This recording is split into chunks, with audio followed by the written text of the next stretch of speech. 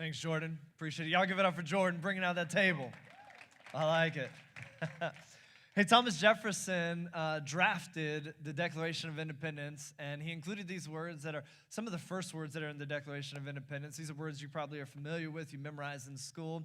He put this in the draft. He said, "We hold these truths to be self-evident, that all men are created equal, that they are endowed by their Creator with certain unalienable rights, that among these are life, liberty, and the pursuit of happiness." And the pursuit of happiness. Now, you're familiar with this phrase, the pursuit of happiness. There was a movie that was made starring Will Smith that had this title, The Pursuit of Happiness.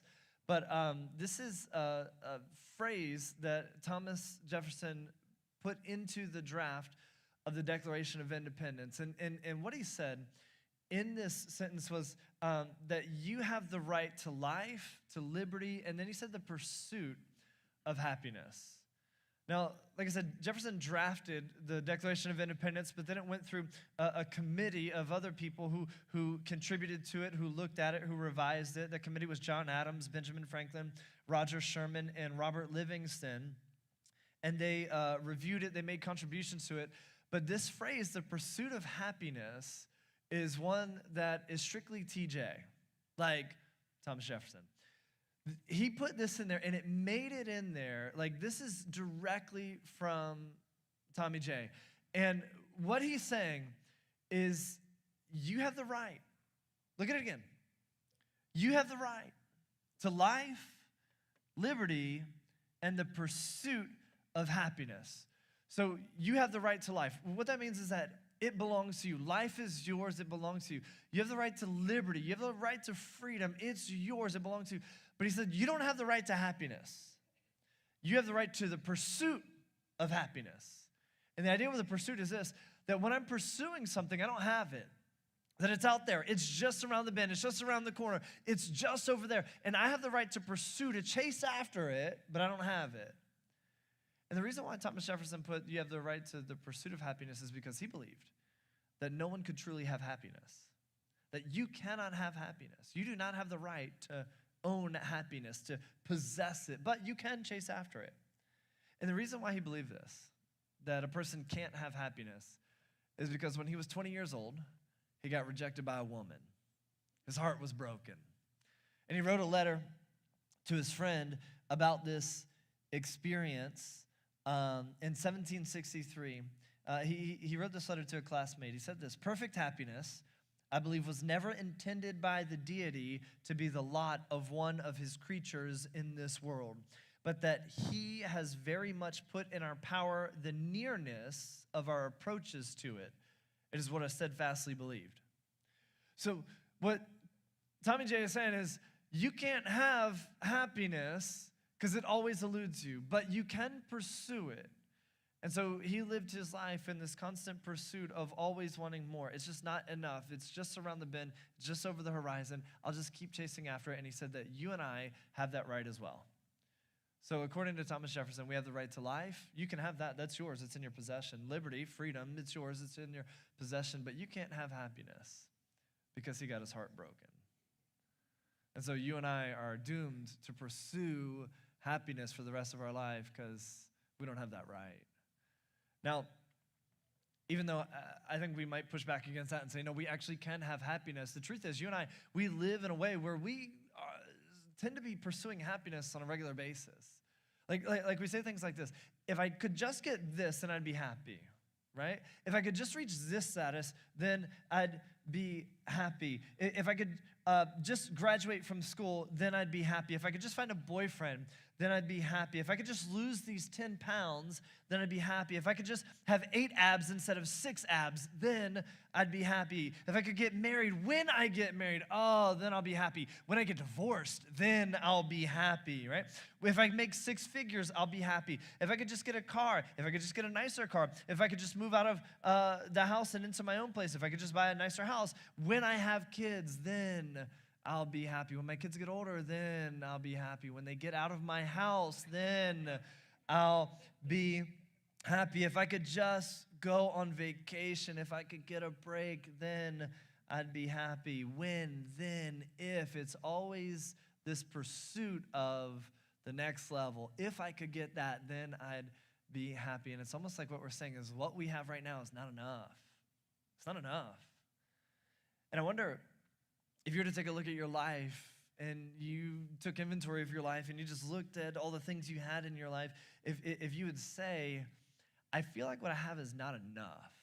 Like I want more. I want a better car. I want a better house. I want more clothes. I want more shoes. I want more money. I want more. I want more status. I want more prestige. I want the promotion. I want the like I wonder if when you look at your life, you feel at times like it's just not enough. But if I had this, then I'd be happy. And we often think this when it comes to money. I mean, how many of you would say, I don't need any more money. I have enough money. Nobody, right? We're all like, it's never enough. I want more money. Like when it comes to money, I could always use more. And here's the truth. Money does bring happiness. I mean, contrary to what people say, money can't buy you happiness. That's not true. Money buys you happiness. Like if I buy a brand new car and I buy it in cash, paid for, no loans or anything like that, you know what I'm going to be? Happy. Yeah. Money buys happiness.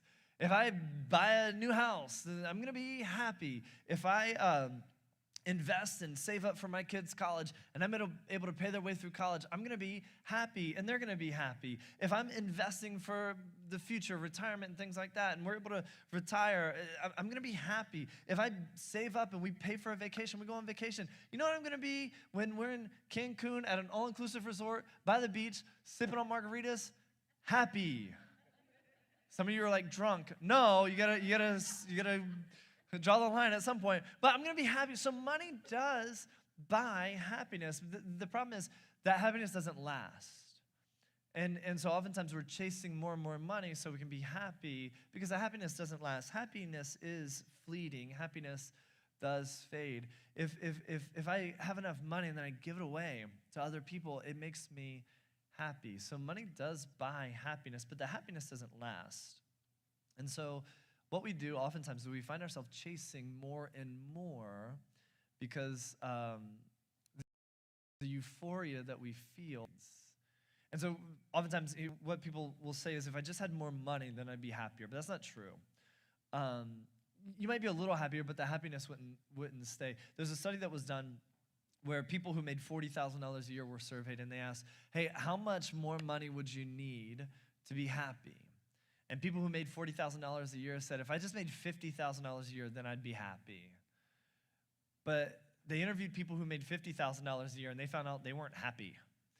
And they said, you make $50,000 a year. If you made more money, how much more money would you need to make to be happy? People who made $50,000 said, if I just made $75,000 a year, I'd be happy.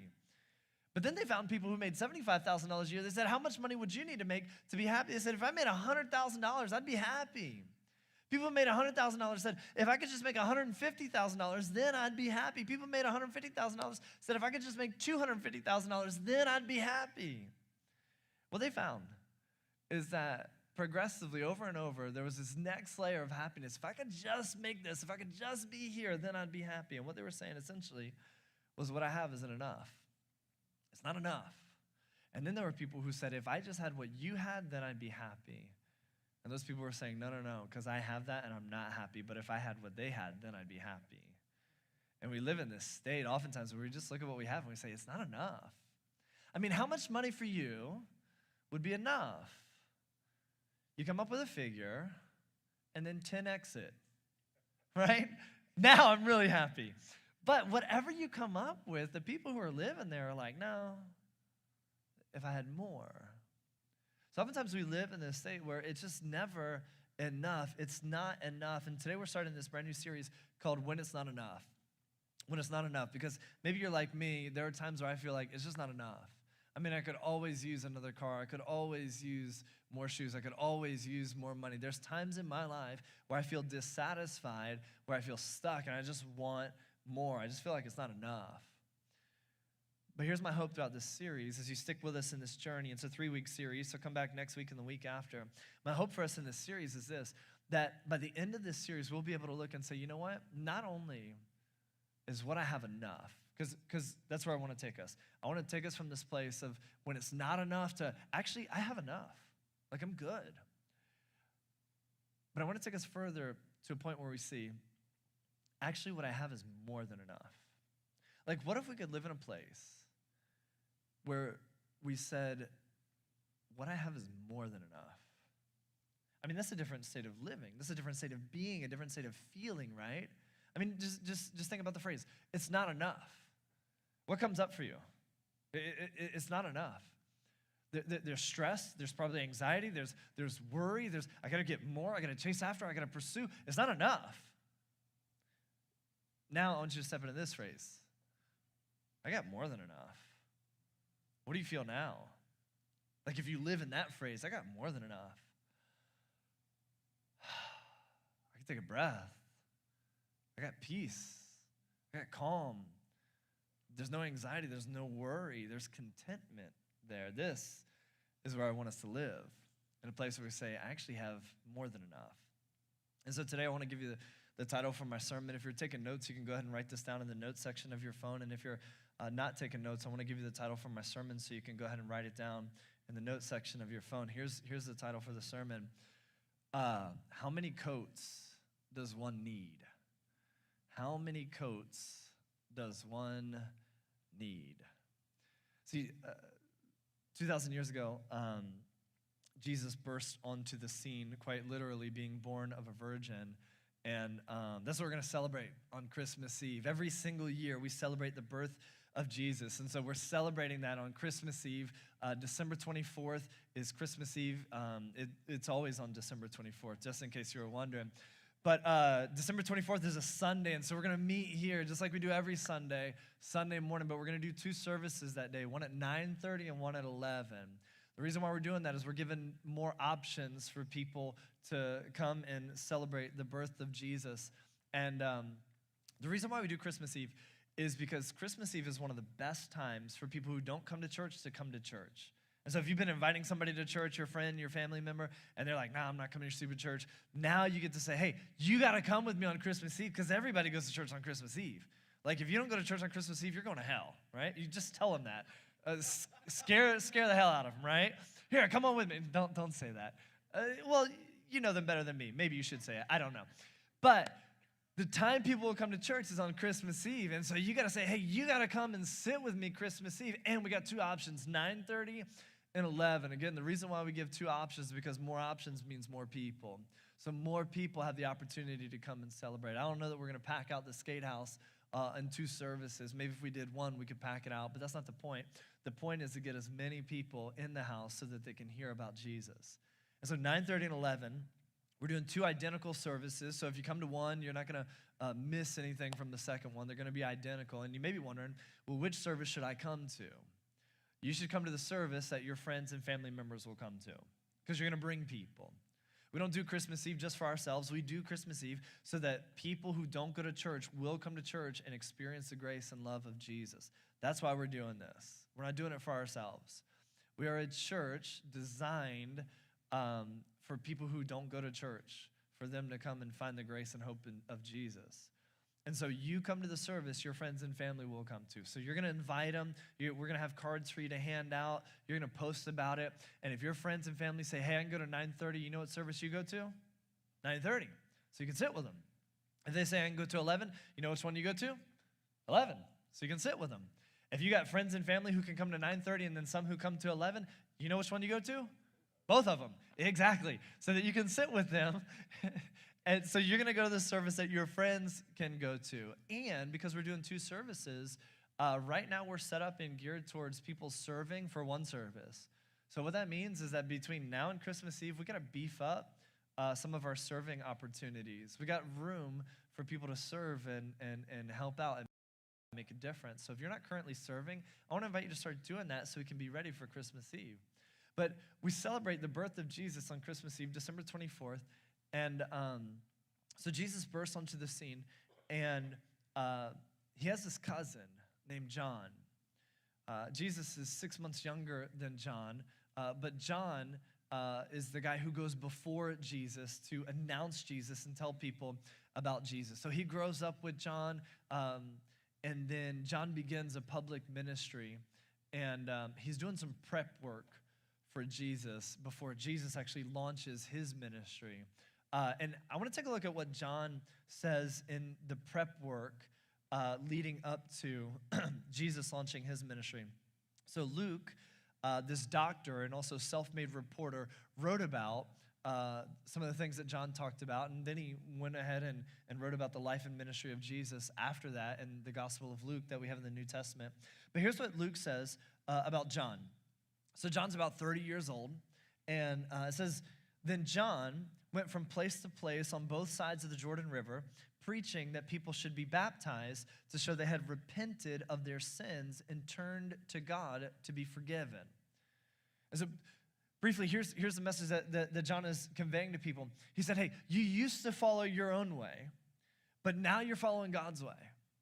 And so as a way to show that you're following God's way, you should be baptized. And he says this word repent, and the word repent really means just what I said. Repenting is when I am going my way, but I make a conscious decision to turn and follow God's way. That's repentance. Repentance is making an about turn. I'm going my way. I repent. I change. And now I'm following God's way. And John said, yeah, because you've made that decision to now follow God, your next step is to be baptized. And John is the person who's baptizing them. And John is often referred to as John the Baptist in the New Testament. Now, this isn't a denominational thing. It's really more like John the Baptizer, because that's what he's doing. So there's not like a Frank the Methodist in the New Testament or Pete the Episcopalian in the New Testament. It's not like Catherine the Catholic is there. No. So when it's John the Baptist, it's like John the Baptizer. And the word baptize means to dip, to dunk, to plunge, to immerse someone. So really, John's title would be like John the Dipper, John the Dunker, John the Immerser, John the Plunger. Right? And so this is what he's doing. And so he's telling people, because you follow Jesus, or because you follow God now, you need to be immersed in water as a sign to show that you're following him. And then Luke chapter 3, verse 7 says this: when the crowds came to John for baptism, so he says, you got to be baptized. Okay, so you want to follow God, to show that you're following God, be baptized. So now the people are doing what he said. When the crowds come to him to be baptized, he said, you brood of snakes, who warned you to flee the coming wrath? So John is preaching to people. He says, because you're following God now, not your own way, you should be baptized. And the people say, cool, we want to get baptized. And they show up, and he starts off his sermon by saying, you sons of snakes, who warned you about not going to hell? Who said you could escape the wrath? Like, how's that for a start of a sermon? If I just got up here and I was like, you sons of snakes. Like, not many of us would go to John's church. Like, we'd go to the church down the street. I got offended. He called me a son of a snake. You know, like, that's what most people do. We get offended, so we leave. But this is what John is saying. Who warned you that you were going to hell? You did, John. You told us that we can't, that we got to follow God. So, and now you're dissing us. Anyway, he says, the crowds came to John for baptism. He said, you brood of snakes, who warned you to flee the coming wrath? And he said, prove by the way that you live that you've repented of your sins and you turn to God. Prove that you're following God by the way that you live. He said, don't say to each other, we're safe. We're descendants of Abraham. That means nothing. For I tell you, God could create children of Abraham from these very stones. Even now, the axe of God's judgment is poised, ready to sever the roots of the trees. Yes, every tree that does not produce good fruit will be chopped down and thrown into the fire. So John essentially says, okay, great, you've turned to God. Now prove that you've turned to God by living for him. I'll say, but we have Abraham as our father. Abraham was the father of the Jewish nation. So people would say, well, because I'm Jewish, I'm saved, I'm God's chosen people. He said, that doesn't matter. What matters is if you're saying you're following God, follow God by the way you live. You can't just say, but I grew up going to church, but my grandma was a Christian, but my mom was a Christian, but I went to Christian school, but I wear Christian clothing. Which, by the way, what makes clothing Christian? Right? Like, do they baptize it or something? Like, what? Anyway, so John is saying it doesn't matter. None of those things mean you're following God. If you want to show that you follow God, prove it in the way that you live. Really what he says is that you can tell a tree by the fruit that it bears. So if you, like, you know how to tell if an apple tree is an apple tree, right? It has apples on it, right? Amazing. And you can tell if an apple tree is an apple tree because it has apples on it. You can tell that it's a good apple tree because the apples are good on the tree. You can tell that the tree is a bad apple tree because there are no apples, or the apples that grow on the tree are bad. You can tell the kind of tree by the fruit that it bears. In the same way, John is saying you can tell if somebody's really following God. Just look at their life. Does their life reflect the fact that they're following God? Just look at the fruit that they're bearing. Well, what is the fruit that we should bear then if we're following God? Galatians 5:22 says this, but the Holy Spirit produces this kind of fruit in our lives. Oh, here it is. Love, joy, peace, patience, kindness, goodness, faithfulness, gentleness, and self-control. There's no law against these things. So am I following God? Just look at your life. What kind of fruit are you bearing? Is there love there? Yeah. Way to go. You're on the right track. Joy? Yeah. Peace, patience, kindness, goodness, faithfulness, gentleness, self-control. Yeah, exactly. So you just look at your life and say, is the way I'm living a reflection of this fruit? And if so, I'm following God. And the crowds asked, well, then what should we do? So he said, hey, bad trees are going to get cut down. There's wrath, there's all that. And the people are like, okay, we don't want to get cut down. We don't want to get burned. What do we need to do? They're just asking, what do we need to do? And then John replied, here's what he said. If you have two shirts, some translations say coats or tunics. If you have two coats, two shirts, two tunics, give one to the poor. If you have food, share it with those who are hungry. Even corrupt tax collectors came to be baptized, and they asked, teacher, what should we do? And he replied, collect no more taxes than the government requires. Stop ripping people off. Stop collecting more. Stop gouging people. But instead, just collect what the government requires. What should we do? Asked some soldiers. John replied, don't extort money or make false accusations, and be content with your pay. So people are coming from all over to hear this message of John. John says, okay, now that you're saying that you want to follow God, here's how you do it. You let your lifestyle show it. You live out what you believe. And then the people say, okay, give us an example. Like, boil it down. If like, tell us what is the thing that we should do to show that we're following God. And John doesn't say this. He doesn't say, well, pray. That's important. But he doesn't say, okay, here's the example. If you boil it down, it comes down to this. Pray. No, he doesn't do that. John doesn't say go to church. Now, that's important, but he doesn't say that. John doesn't say read the Bible. That's important, but he doesn't say that. And they didn't have the Bible like we do. They had copies of the scriptures, but he doesn't say that. John doesn't say share your faith with other people. That's important. We should do that. We need to do that. But he doesn't say that. John doesn't say wear Christian clothing. That's not important at all. All of those are important except that last one. I don't know why I'm like harping on Christian clothing. Like don't send me an email. If you do, I'll just delete it. But like he says, okay, if we're gonna boil it down to one thing, here's what matters most. And what he talks about is money and resources. How can we know if we're following God? John says, okay, the example is just money and resources. And the reason the example John gives is about money and resources is because John knows what Jesus is going to teach a little later on. I don't know if they talked or they were like in cahoots on this, but like John just knew the same thing that Jesus was going to teach people later on. And here's what he knew. That you and I have competition for our heart. There are several things vying for the attention of our heart. And the number one competitor for your heart and mind is not the devil, but it's money. It's our money. And Jesus actually taught that the number one thing competing against God for your heart is not the devil, but it's your money. And Jesus actually taught this. He said, no one can serve two masters. For you'll hate the one and love the other, or you'll be devoted to the one and despise the other. You cannot serve both God and be enslaved to the devil. He doesn't say that. We would think he'd say that, right?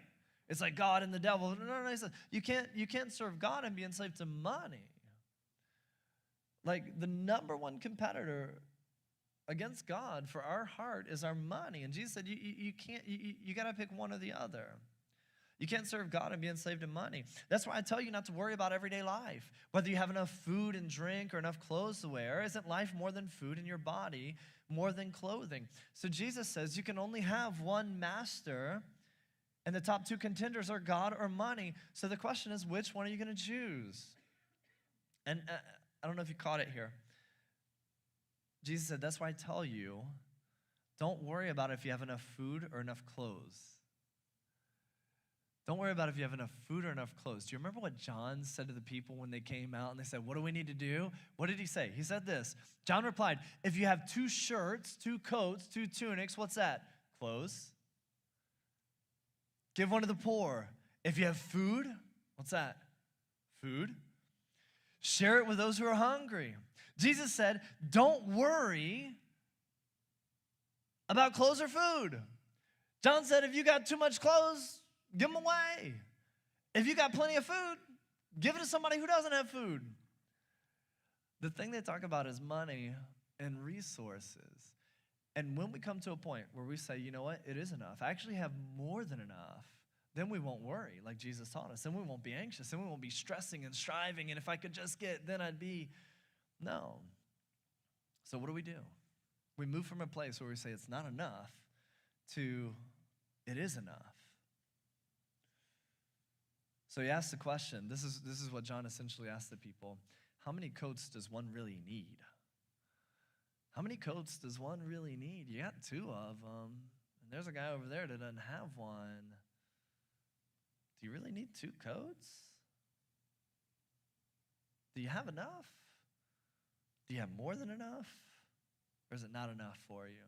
And really what he's doing is he's asking the question about greed and generosity. He's asking, what's going to be the ruler of your heart? Is it going to be God or the resources and the money that you have? How many coats does one really need? Now, what I'm about to say can be misconstrued. I don't want it to be misconstrued. I want it to be clear. I want you to hear what I'm saying. I'm not saying this, that if you have more than 1 coat, you're bad.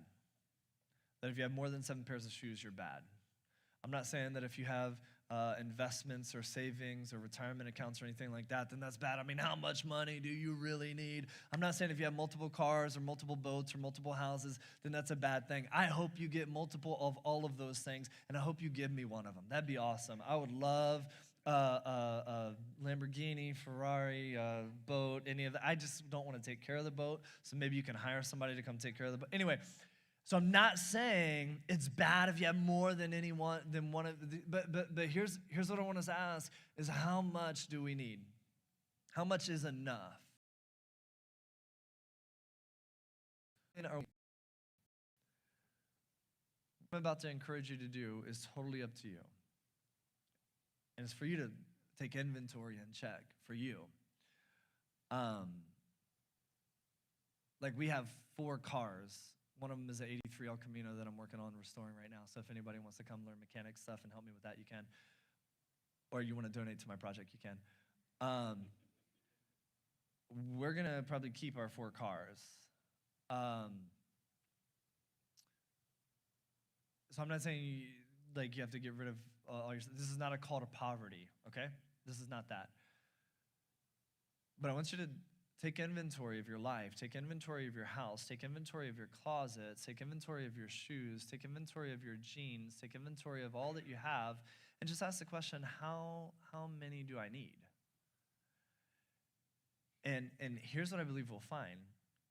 This week, if you go take inventory of your closet, you're going to find, you know what? I actually have more than 1 coat. I have 8 of them. And then what will happen is as you lay out your coats and you see them, your mindset will shift from when it's not enough to, oh my goodness, I have more than enough. You know what? Instead of having 8, I'm just going to keep 5 of them. And I'm going to give 3 to people who don't have coats. Changes everything, right?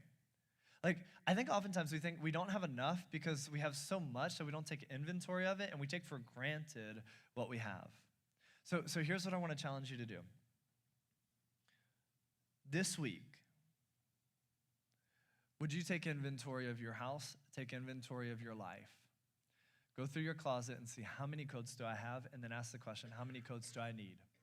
And I know you got a coat for going out, and I know you got a coat for working in, and I know you got a coat for warm weather and a coat for cold weather. Cool, keep them. But how many coats do I need? I wonder if you'll have more coats than you think you need.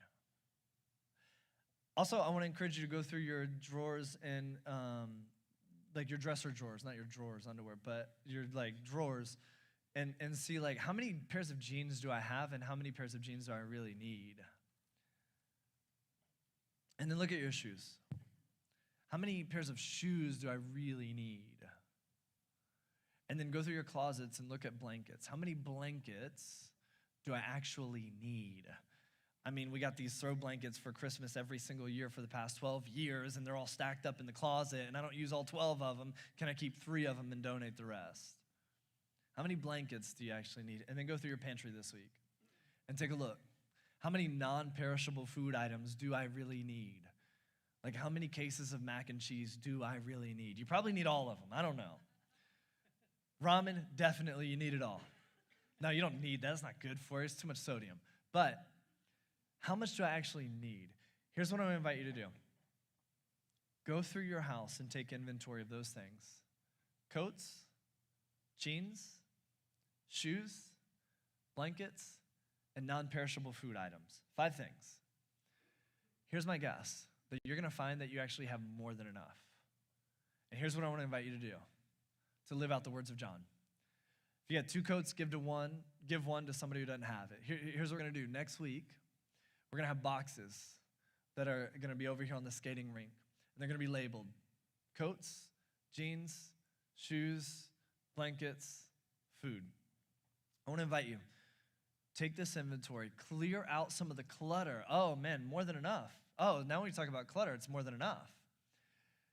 Clear out the clutter that you have. Bring it here. Drop it in the box. And what we're going to do is we're going to donate those coats, jeans, shoes, and blankets to Penn Ministry to help the homeless here in Virginia Beach. And then the food we're going to donate to the Hampton Roads Food Bank to help those who don't have food. And as you do this exercise, here's what I believe is going to happen. A shift is going to take place in your heart and your mind where you're going to say, you know what, I actually have more than enough. And you're going to go from living this place where it's not enough, and stress and anxiety, and I got to keep going, and I got to get to the next level, where you just look and say, oh my goodness, I have more than enough. How blessed am I? How rich am I? You want to feel rich this week? Do this exercise. And then bring what you find. And we're going to give it to people who don't have. So I think this is going to shift our mindset. It's going to shift our heart. It's going to shift our attitude. It's going to shift our life when it comes to it's never enough. Now, here's the other thing we're going to do. So first, this week, take inventory and bring your extra.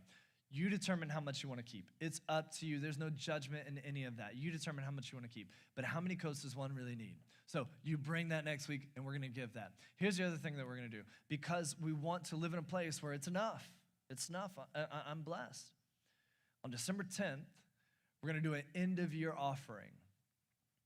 This is where it gets tricky. Because you can look in your closet, and you can say, I got more than enough coats.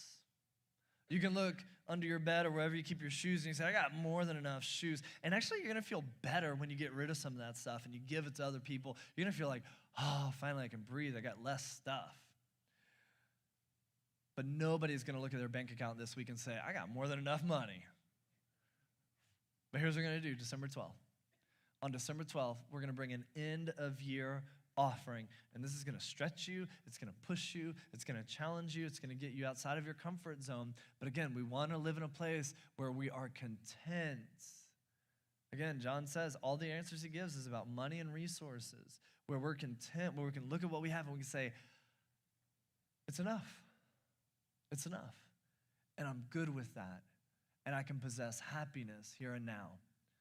So on December 10th, 4 weeks from today, we're going to bring our end-of-year offering. And I want to invite you to be looking and saying, what is it I can bring as a gift to God. Now, an offering is different from the tithe. Earlier, Dave explained the tithe. I want to explain it a little more.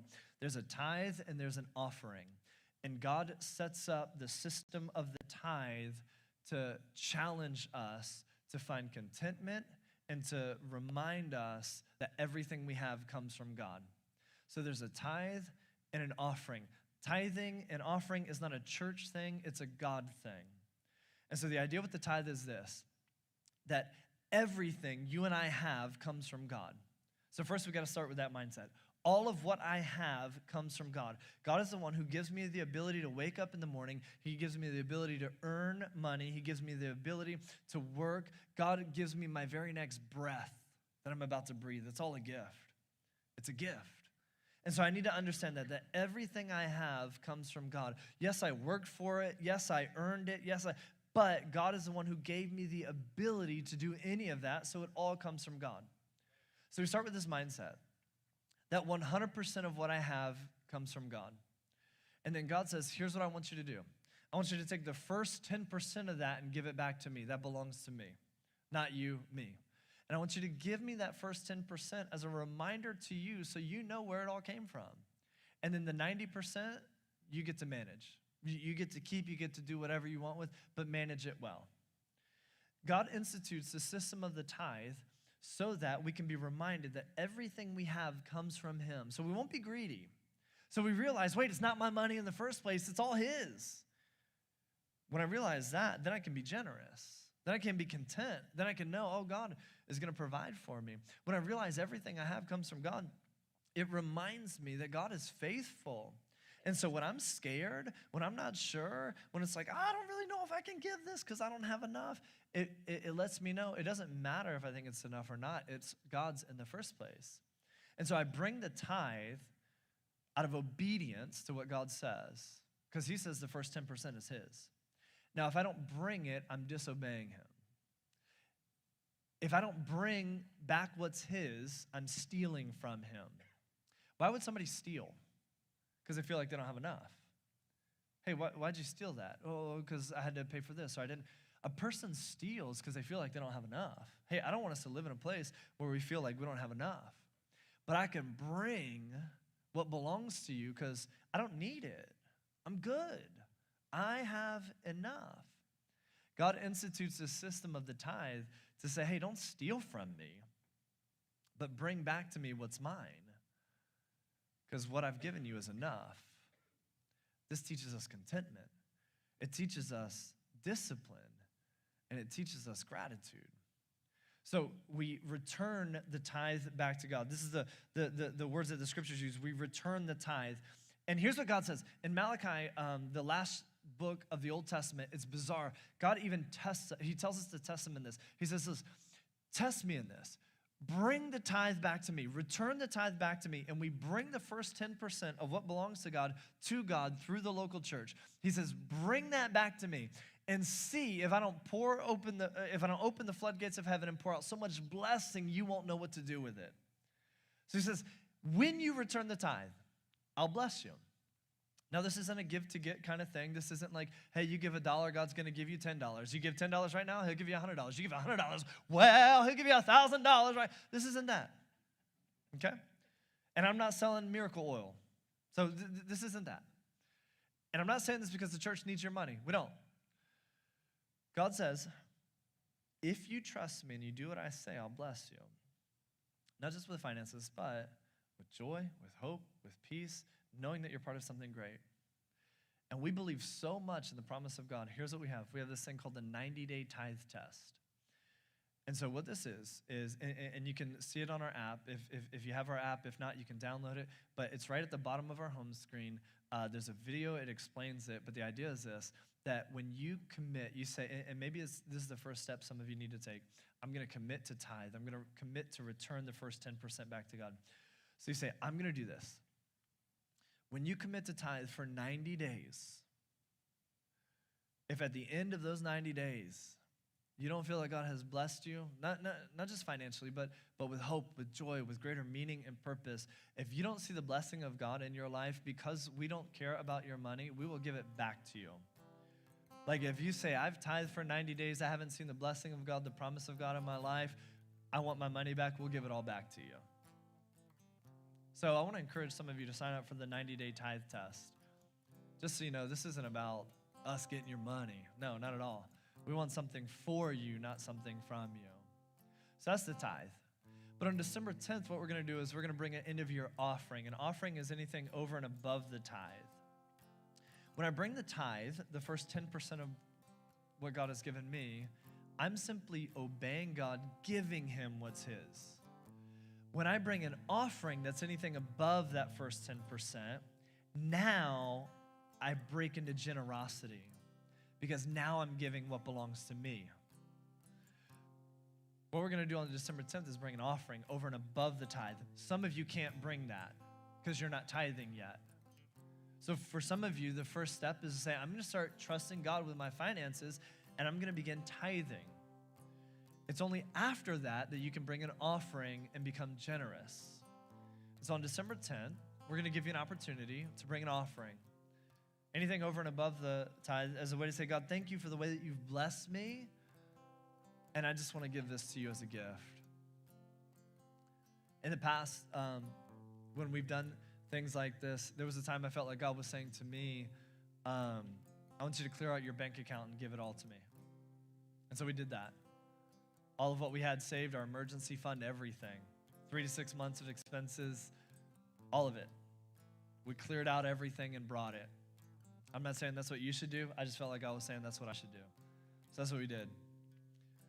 There was a time I felt like God was saying to me, I want you to bring a mortgage payment to me. What your mortgage is, I want you to bring the equivalent of that for this offering. And so we did that. There was a time as we thought about this, we were saving up for a car at the time. I think it was like $3,000 or $4,000 saved up. Felt like God was saying, bring that. So we did. It's up to you what you bring. But I want to encourage you to listen to God and hear what he has to say. And he might stretch you and take you in some scary places. And you're like, you sure about that number? And God's like, yeah, I'm sure. Because when we show gratitude and exercise generosity, we break into this space where we're like, oh, it's enough. It's enough. And I can trust. And I know that God is faithful. So this week, you got some homework to do. Take inventory of what you have. As you take inventory, you'll start to see that you'll move from a place of it's never enough to, oh my goodness, it's plenty and I have too much and I have got to get rid of some of this. And then you're going to help others. And then the homework is to start praying and say, God, what's my next step when it comes to my money and resources? Because I don't want to steal from you. I'm scared. I'm terrified. But I want to trust that you're good and what you give is more than enough. So I'm going to start returning the tithe. And then we got this offering coming up. Whew. Would you stretch me and grow me? And maybe a stretch for you is you bring $100 and you're like, this is huge for me. It's not about the amount. It's about the heart behind it. So I want to encourage you this week, as we enter into this season, to just be praying and searching and say, God, help me be more generous. Help me live in gratitude and help me realize I have more than enough. So I don't want to live in lack any longer, but I want to live in obedience and in the blessing that you have for me.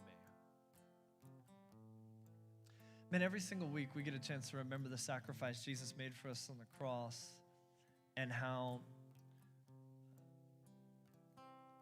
God gave his one and only son. Jesus was God's tithe. I don't know if you know that or not. The tithe is our first and our best.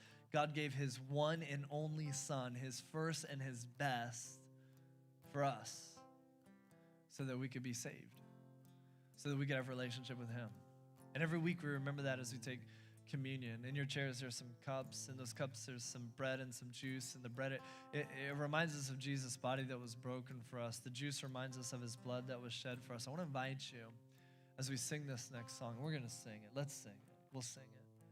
Sometimes we cut the last song because I go over. I'm only 4 minutes and 52 seconds over. It's all right.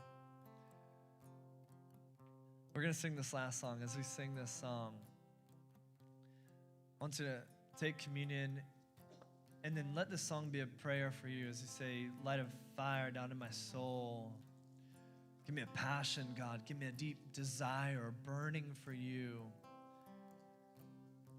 Because I want to serve you and not money. I want to serve you and not finances. I want to serve you and not my resources. I want to serve you. I don't want to be worried anymore. I don't want to be anxious anymore. I don't want to.